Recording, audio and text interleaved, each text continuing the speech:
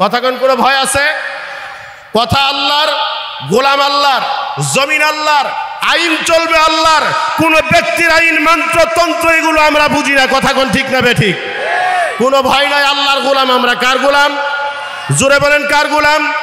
গোলামি চলবে ততক্ষণ যতক্ষণ পর্যন্ত না আমার মৌত হয়, ততক্ষণ গোলামি চলবে আল্লাহর। আমার পরিচয় একটা, আমি আল্লাহর গোলাম। দুনিয়ার কোনো মানুষের কাছে মাথা নত করতে রাজি না। ঠিক না বেঠিক? জোরে কোন। আল কোরআনের সৈনিক আমি, নেই পরাজয়, এক আল্লাহর গোলাম আমি, এই তো পরিচয়, এই তো পরিচয়। চলবে? চলবে? কার কার চলবে দেখি তো? আলহামদুলিল্লাহ, আলহামদুলিল্লাহ, নারে তাকবীর। আল কোরআনের সৈনিক আমি, নেই পরাজয়, এক আল্লাহর গোলাম আমি, এই তো পরিচয়, এই তো পরিচয়।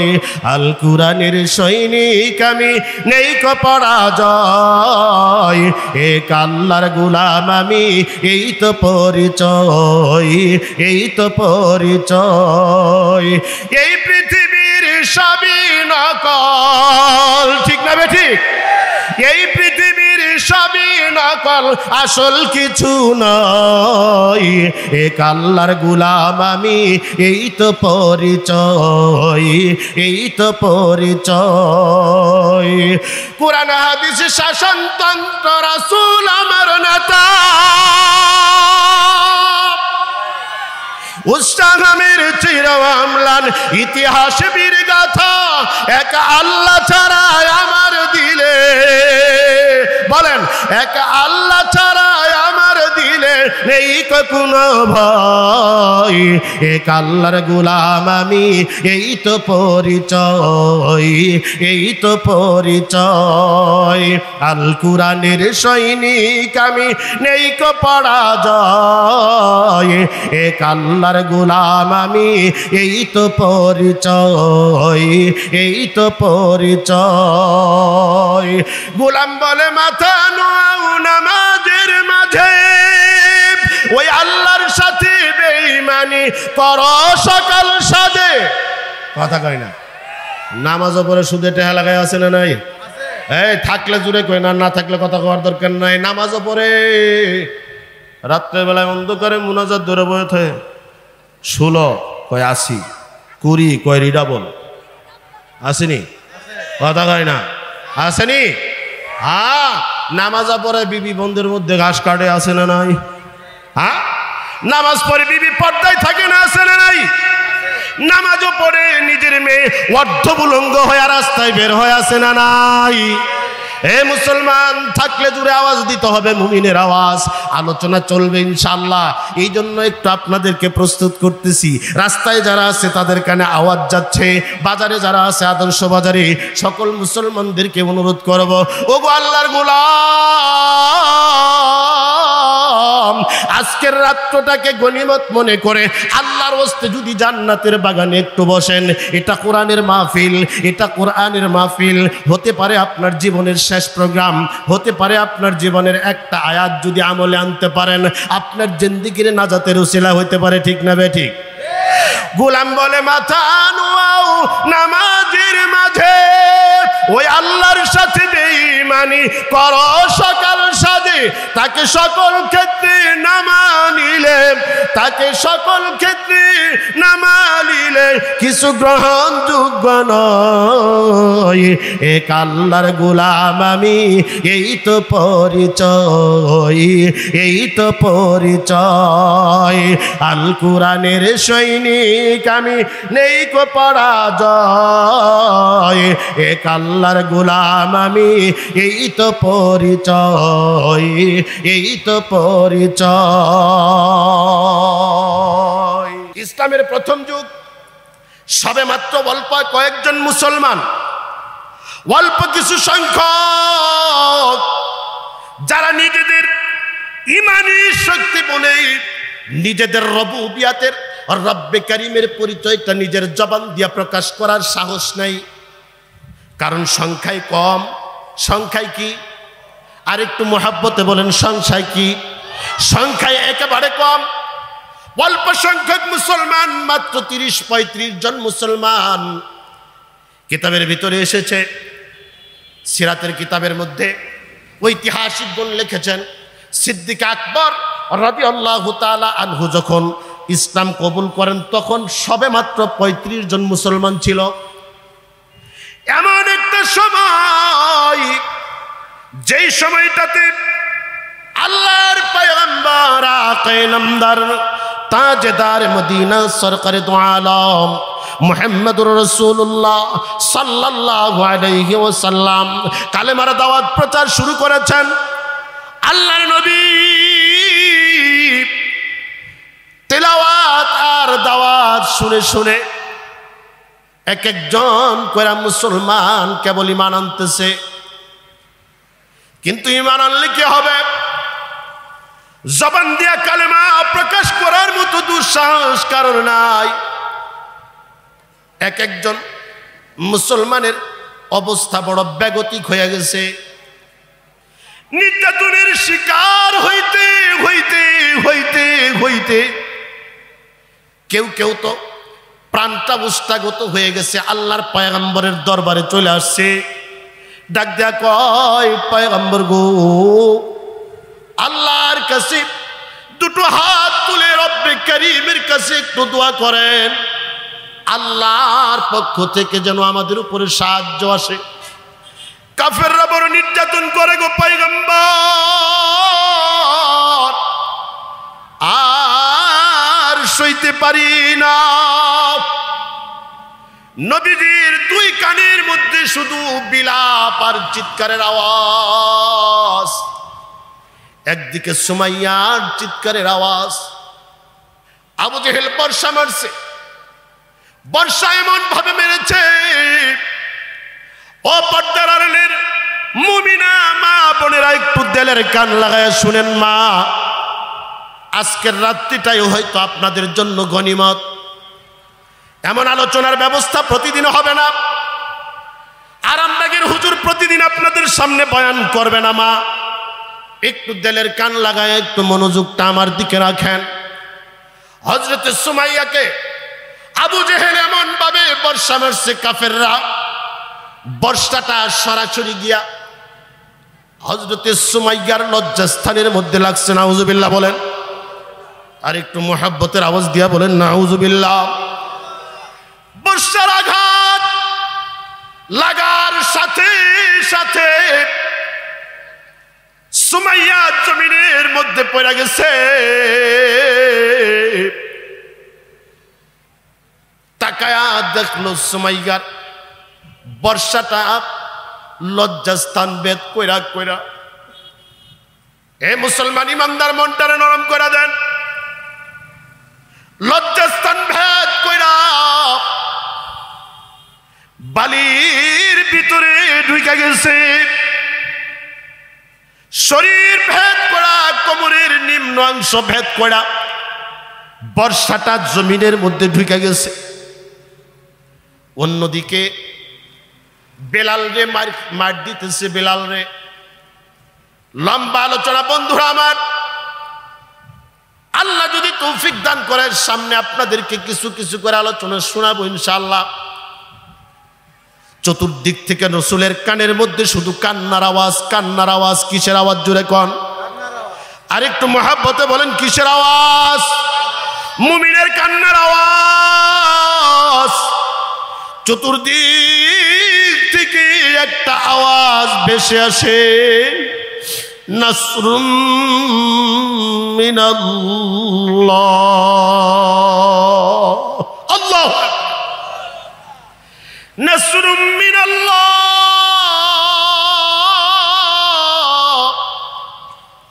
আল্লাহর সাহায্য কখন আসবে গো রাসূল?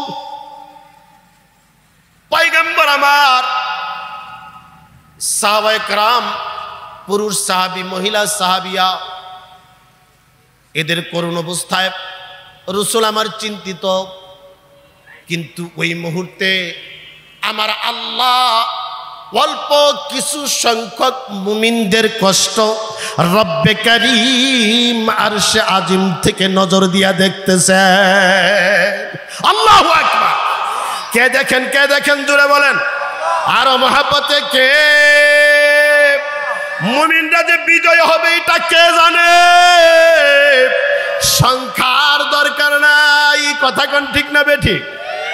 মুমিনের ঈমান যদি পাকা হয়ে যায়, মুমিন যদি পাক্কা মুমিন হয়ে যায়, মুমিন যদি সাচ্চা মুমিন হয়, মুমিনের জন্য একাধিক সংখ্যা হওয়া জরুরি না, 313 হইলেই বদর কায়েম হয়ে যায়।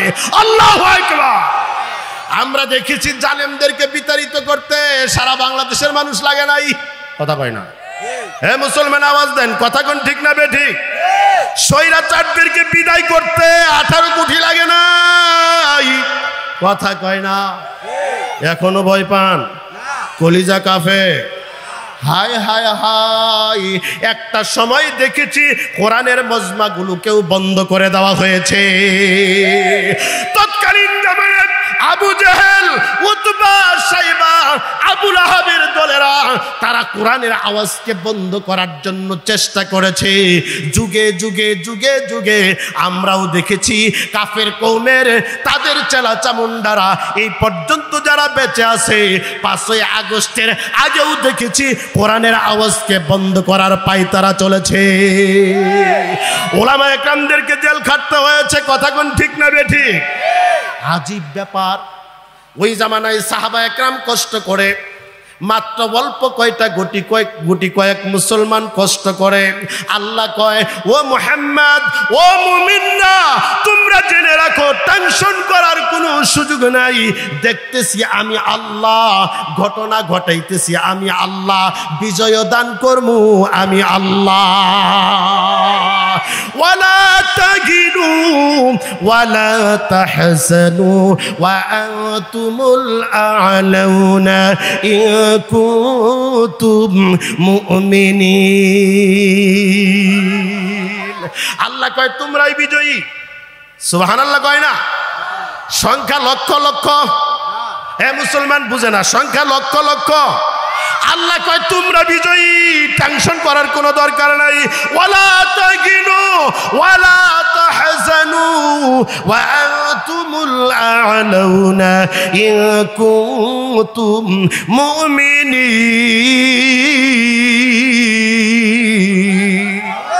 তোমরা বিজয়ী, তোমরা সংখ্যা কত এটা আমার দেখার দরকার নাই। আমি কোয়ান্টিটি দেখি না, আমি আল্লাহ দেখি কোয়ালিটি। জোরে কোন সুবহানাল্লাহ। হায় হায়, সুবহানাল্লাহ। আল্লাহ ডাক দিয়া কোন, তোমরা টেনশন করো না, মার খাইতেছো, ভয় পাওয়ার দরকার নাই। খানায় কাবাতে আবু বকরের রক্ত ঝরে, টেনশন নাই। সুমাইয়া শাহাদাত বরণ করছে, কোনো টেনশন নাই। বেলাল রে রশি লাগায়া টানে, চিন্তা করো না। খাব্বাবের পিঠের চামড়া নাই, কয় নো টেনশন। সুবহানাল্লাহ কয় না? কে কইতেছেন কে?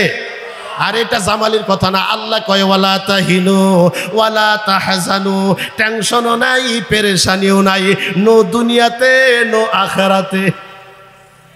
সুবহানাল্লাহ কয় না? কালকে সকালে কয়েন মাহফিল যখন না থাকবো রিক্সা চালাবেন, আর রিক্সাতে যাবেন আর করবেন সুবহানাল্লাহ সুবহানাল্লাহ। হুজুরে কইছিল ওয়াজের মধ্যে সুবহানাল্লাহ কইতাম, কথা কয় না? হ্যাঁ, জুড়ে বলা যাবে কি আল্লাহু আকবার? আর একটু মহব্বতে আল্লাহু আকবার। হ্যাঁ, আল্লাহ কয় তোমার চিন্তা নাই।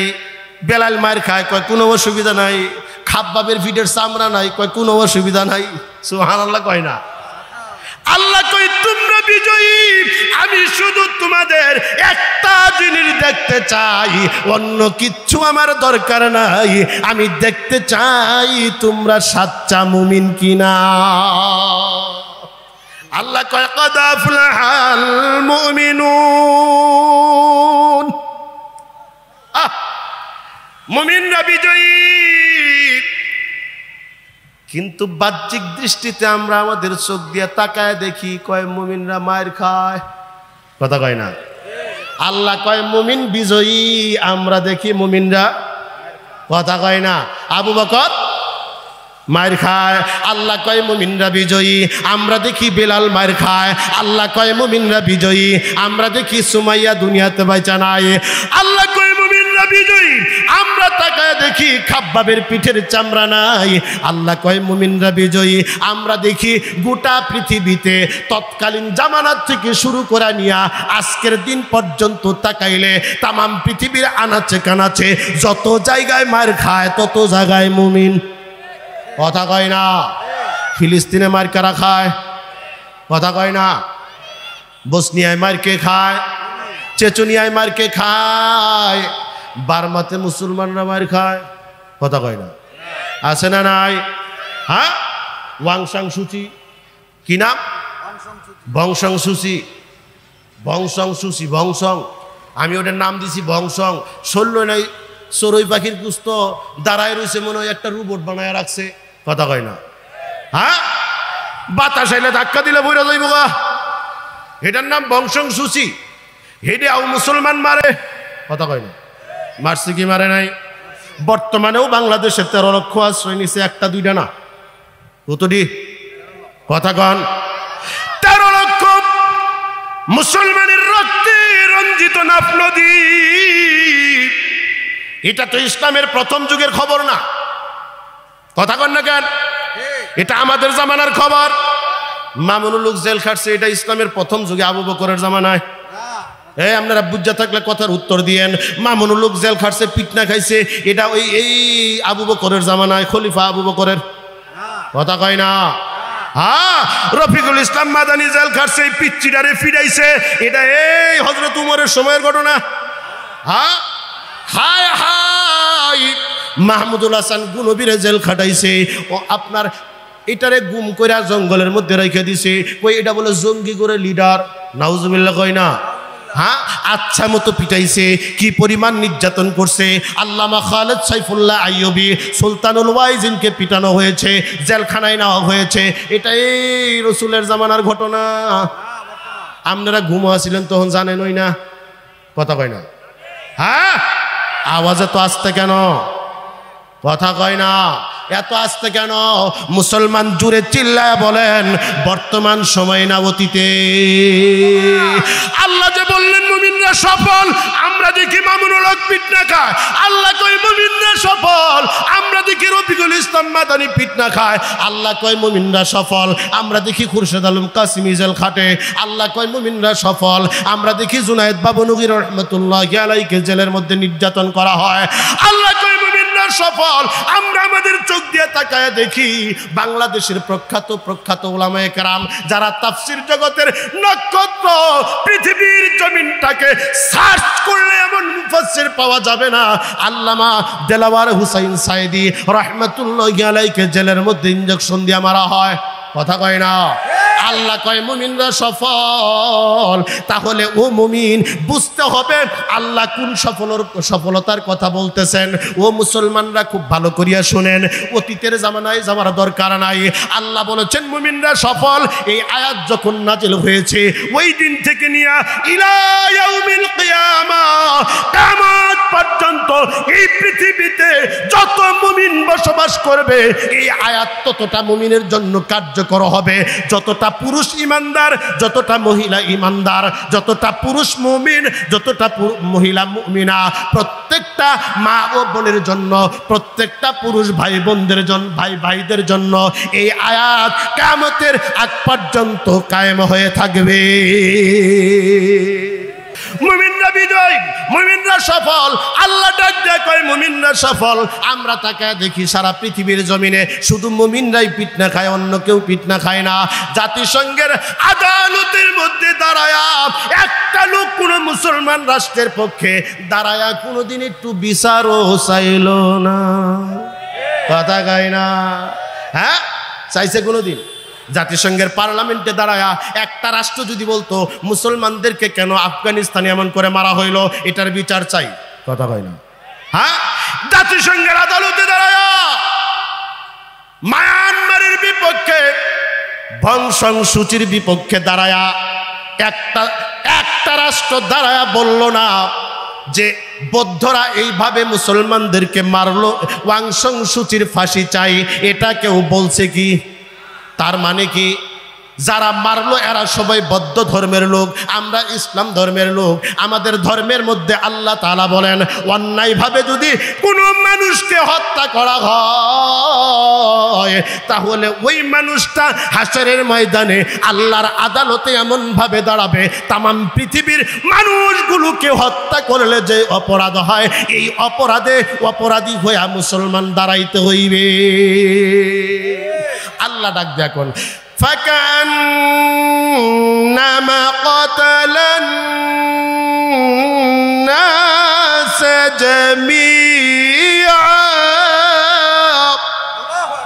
আল্লাহ বলতেছেন একটা মুসলমানরে অন্যায়ভাবে মারছো, গোটা পৃথিবীতে সমস্ত মানুষ হত্যা করলে যে অপরাধ হতো অমন অপরাধ নিয়ে আল্লাহর আদালতে দাঁড়াইতে হইবে। কিন্তু ওয়াংসাং সূচি যে মারলো ওদের ধর্মের কোনো ডায়লগ নাই। হ্যাঁ, ডায়লগ আছে। বৌদ্ধ ধর্মের একটা ডায়লগ হলো অহিংসা পরম ধর্ম, জীব হত্যা মহাপাপ। কথা কন, এটা ওদের ডায়লগ। কাদের বলেন? বৌদ্ধ ধর্মের। ওদের ডায়লগ হলো অহিংসা পরম ধর্ম, জীব হত্যা মহাপাপ। তাহলে বোঝা গেল ওয়াংসাং সূচি নাফ নদীতে যত মানুষ জবাই করেছে, মায়ানমারে যত মানুষ জবাই করেছে, এই মানুষগুলো জীব না। কথা হয় না? হ্যাঁ, কথা বুঝেন নাই মনে হয়। ওদের ধর্মের বক্তব্য হলো অহিংসা পরম ধর্ম, জীব হত্যা মহাপাপ। আর ওই বৌদ্ধরাই আমাদের মুসলমানগুলোকে টুকরা টুকরা করে উনুনের ভিতরে দিয়া, চুলার ভিতরে দিয়া জ্বালায়া ভুনা করে খেয়েছে। কথা কোন ঠিক না বেঠিক? কথা কোন ঠিক না বেঠিক? তাহলে বোঝা গেল তোমাদের যেই ধর্মের মধ্যে লেখা অহিংসা পরম ধর্ম, জীব হত্যা মহাপাপ, মুসলমানগুলোকে টুকরা টুকরা করলা, তার মানে মুসলমানরা জীবের মধ্যে পড়ে না। কথা কয় না? যদি জীবের মধ্যে পড়তো তাহলে তোমরা এদেরকে হত্যা, কথা বলেন, হত্যা। যেহেতু হত্যা করেছ সেহেতু বুঝি তোমাদের ধর্মের ডায়লগ মিথ্যা, তোমরা ভ্রান্ত ধর্মের অধিকারী, তোমাদের ধর্ম সহি না। মুসলমান ধর্মই সহি। মুসলমানরা নির্যাতিত হয় জমিনে, দাম বাড়ে আসমানে। কথা কোন? মুসলমানদেরকে জুলুম করা হয় জমিনে আর দাম বাড়ে আসমানে। মামুনুল হকের জমিনের মধ্যে পিটাইছে, আইয়ুবের জমিনের মধ্যে পিটাইছে, রফিকুল ইসলাম মাদানির জমিনের মধ্যে পিটাইছে, বিএনপির দলের কর্মীগুলারে পিটাইছে। এইটি কোন বক্তা আসিল গো? এরা কোন জায়গায় কোরআন হাদিসের ওয়াজ করছিল? কথা কয় না। তার মানে যেই হক কথা কইছে তাকেই পিটানো হয়েছে। ওই সময়টার কথা আমরা ভুলি নাই। আমরা দেখেছি আল্লাহ বলেন মুমিনরা সফল, আমরা দেখতেছি মুমিনরা, কথা কয় না। তাহলে যেই সফলতার কথা আল্লাহ বলেছেন মুহতারাম হাজিরিন, এই সফলতা দুনিয়ার সফলতার উদ্দেশ্য না, বরং এই সফলতা হলো মুমিনরা কষ্ট করবে দুনিয়ায়, এদের জন্য জান্নাত লেখা হবে আসমানে। জোরে কোন সুবহানাল্লাহ। বেলাল মার খাইছে জমিনে, আর আল্লাহ কদমের আওয়াজ মুহাম্মদুর রাসূলুল্লাহকে শোনায় দিছে জান্নাতে। সুবহানাল্লাহ কয় না?